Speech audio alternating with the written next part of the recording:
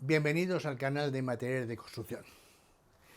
En esta ocasión vamos a hablar sobre una de las familias que componen las rocas naturales. Recordad que existen rocas ígneas, rocas sedimentarias y rocas metamórficas. Seguid o mirad un poco el vídeo sobre el ciclo de las rocas. Bien, en este vídeo vamos a hablar sobre las rocas ígneas, las rocas de profundidad, las rocas que se forman por enfriamiento del magma. ¿Desde un punto geológico? No, desde un punto de vista de construcción. Las rocas más importantes de ese grupo, para que se utilizan en construcción o en algunos casos, no es en este caso, pero en algunos casos veremos si estas rocas son materia prima para la fabricación de otros materiales. Siempre enfocado hacia la construcción, siempre enfocado hacia las obras públicas, hacia la ingeniería civil. Pues empezamos. Las rocas ígneas, la gran familia de las rocas ígneas, tienen tres subgrupos diferentes. Estas rocas también reciben el nombre de magmáticas o eruptivas. Ígnea es un término que significa fuego. Ignífugo es un material que resiste las altas temperaturas, resiste el fuego. Estas rocas pueden ser plutónicas, también denominadas de profundidad, intrusivas o hipogénicas.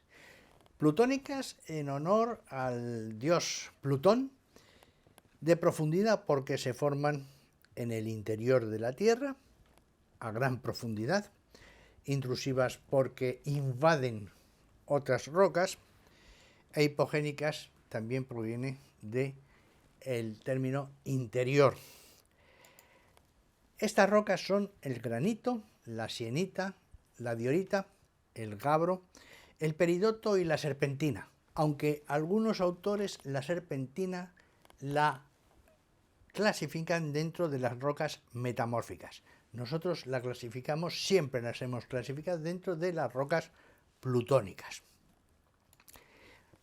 Luego están la familia de las rocas filonianas.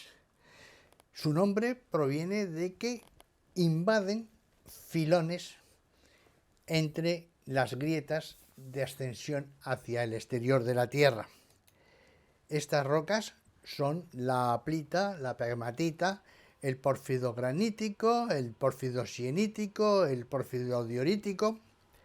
Luego están por último las volcánicas o rocas efusivas, porque salen por la boca de los volcanes, por los cráteres, en alta temperatura, en fusión, y van enfriándose en la superficie o muy próxima a esta superficie.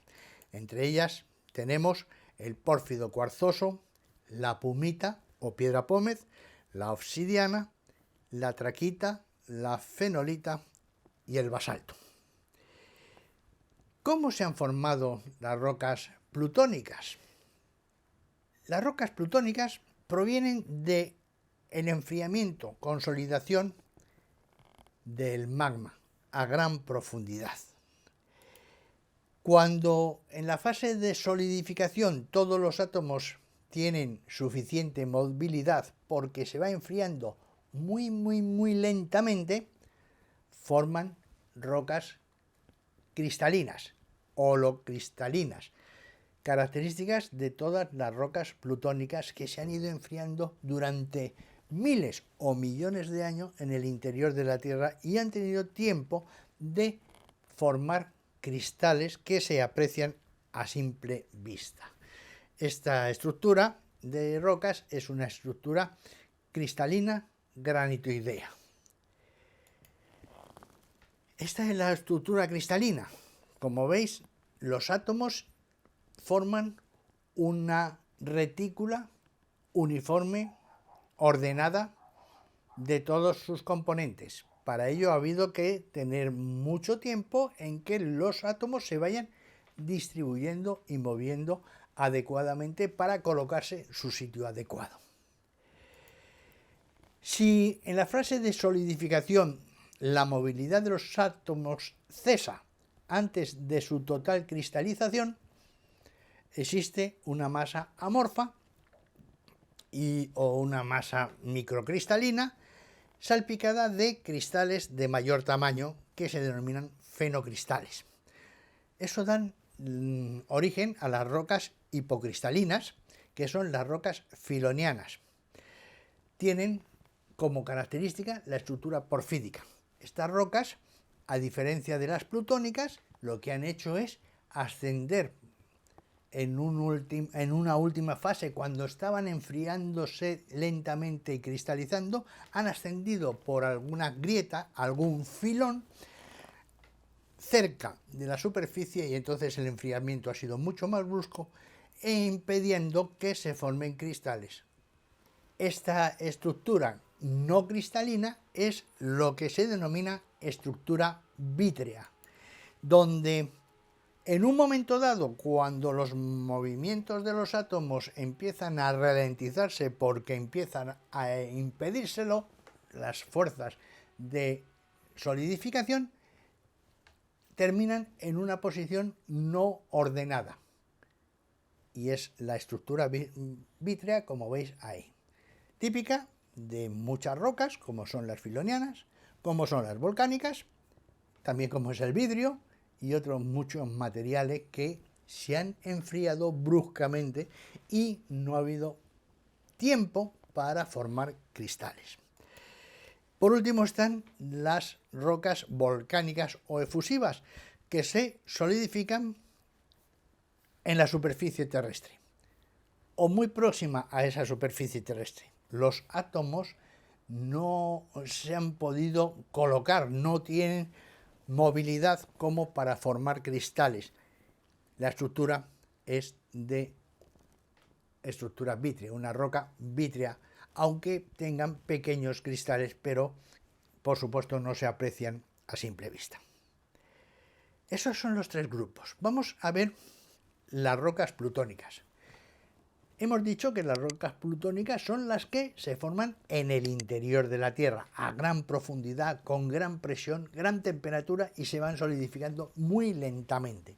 Son rocas holocristalinas, generalmente en granitoideas, y los cristales se aprecian a simple vista o con una lupa. Estas plutónicas ya hemos dicho que son el granito, la sienita, diorita, gabbro, peridoto y serpentina. Como veis, he coloreado el granito y la serpentina porque son las más utilizadas en construcción, aunque realmente muchas veces estamos usando sienitas y dioritas fundamentalmente como granitos, porque no se distinguen o son muy parecidas en cuanto a mineralogía, composición y por supuesto en cuanto a utilización dentro de la construcción. Pues empecemos con el granito. Para ello vamos a estudiar los minerales fundamentales que tiene, las variedades que tiene esa roca, las características que tiene esa roca y que nos pueden influir en su utilización en diferentes unidades de obra, y los empleos más característicos dentro de la construcción. Los minerales fundamentales del granito son cuarzo, feldespato y mica. El feldespato es del tipo ortosa y la mica es del tipo biotita y moscovita. La biotita es una mica negra, la moscovita es una mica blanca o clarita. En este trozo de granito de la Sierra de Guadarrama, aquí en Madrid, pues vemos que tiene un color blanquecino, salpicado de puntitos negros que son la biotita, porque tanto el cuarzo como el feldespato son de color claro. Ahí veis en esta fotografía el cuarzo, el feldespato y la mica biotita, que es la que es oscura. Las variedades que clasificamos en construcción de este material, de esta roca, de las más abundantes en la corteza terrestre, son, por el tamaño del grano, tenemos macrogranitos, microgranitos y criptogranitos. Macrogranitos son granitos de grano grueso, suelen estar alterados y se van descomponiendo. Los microgranitos es de grano más fino y los criptogranitos, como este, es de grano muy fino. Son los de mejor calidad porque se labran, se pulen perfectamente. Por el mineral que predomina, pues está el granito cuarzoso, granito feldespático y granito micáceo. En cuanto a los mejores son los granitos cuarzosos. Si tenemos un granito cuarzoso, como es este, y criptogranito, granito muy fino, pues es el mejor de los granitos, utilizado para muchísimas cosas. ¿Qué características tiene? El granito en los grandes macizos sufre adiaclasamiento, quiere decir, por movimientos tectónicos, por cambios de temperatura, van formándose grietas en forma de retícula que facilitan su extracción. Eso allá, en las canteras.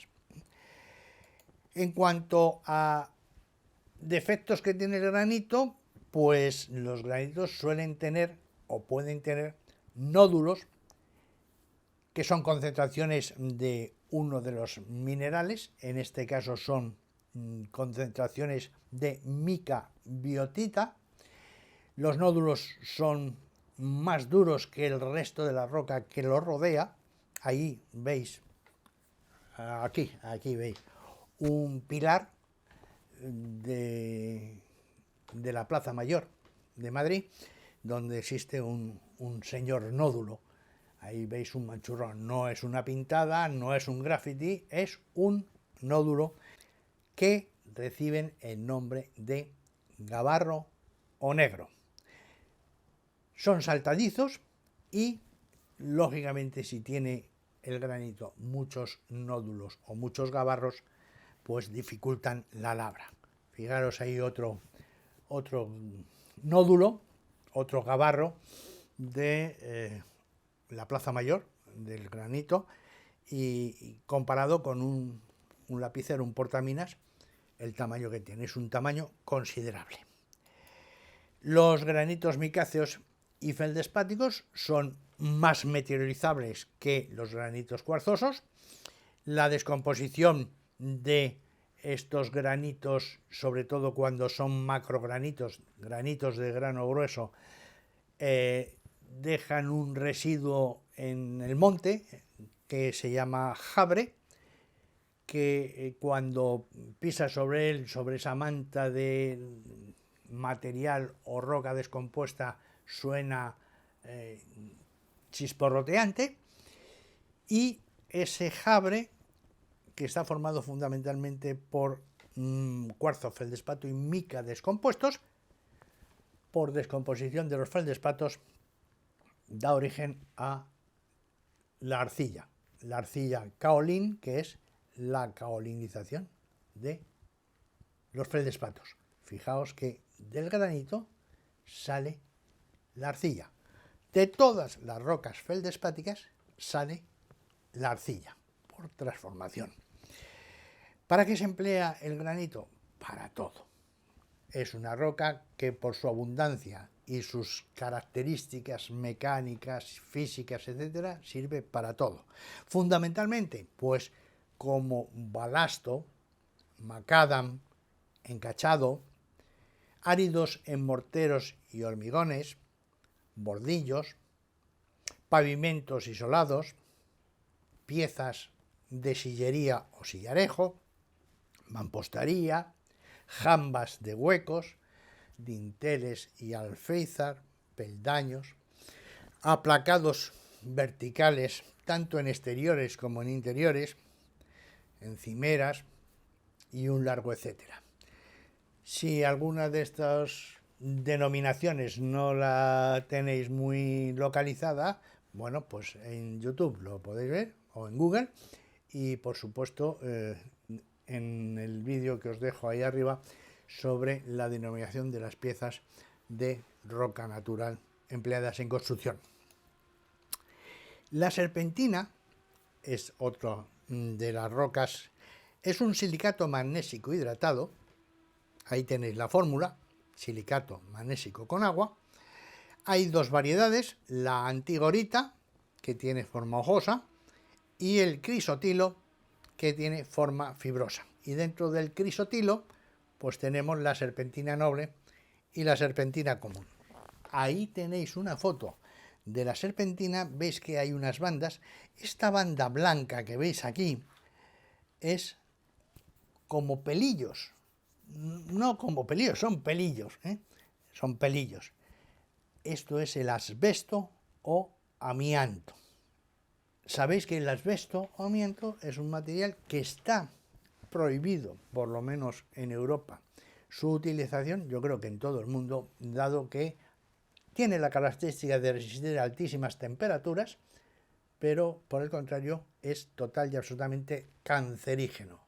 Su respiración entra en los alveolos pulmonares y al final tienes cáncer de garganta o cáncer de pulmón. Es un material que antiguamente se usaba para hacer fibrocemento y muchos materiales están revestidos de amianto, muchas veces para resistir altas temperaturas y muchas veces, bueno, por su característica de ser fibras, parecidas a la fibra de vidrio, pero mucho más finas. Bien, ahora recordad que está total y absolutamente prohibida su utilización porque produce cáncer, son cancerígenos. La roca serpentina es una roca compacta de color verde, está llena de vetas, blancas, negras, etc. Las blancas suelen ser amianto. Muchas veces se confunde con el mármol verde, de hecho hay muchísimas columnas, sobre todo en iglesias, catedrales, centros públicos, columnas enormes hechas de, parece ser, mármol verde, pero en realidad no es mármol verde. Si nos acercamos y hacemos un análisis con una lupa, vemos que no es mármol, sino que es serpentina, y se aprecia mucho porque las vetas blancas tienen hilitos, que es el amianto.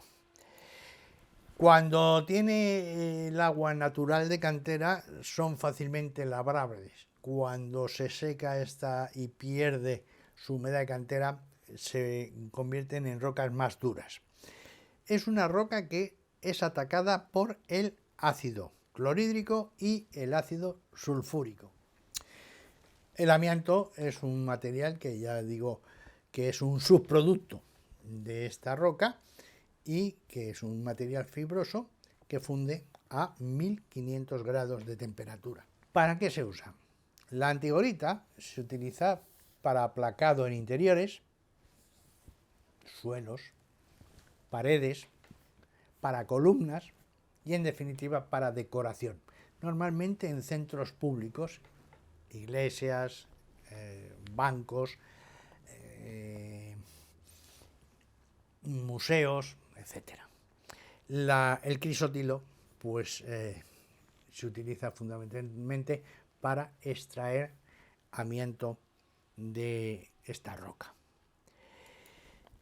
Tenemos las rocas filonianas. Son rocas hipocristalinas de estructura generalmente porfídica, es decir, aparecen dentro de una masa vítrea salpicados fenocristales o cristales que se aprecian a simple vista y son, ahí tenéis por ejemplo una roca filoniana y he marcado un fenocristal ahí arriba, blanco, mucho más grande que el resto de los cristalitos que hay en la roca, porque el resto, toda la parte negra de esa roca son vítrea, es estructura vítrea sin cristalizar.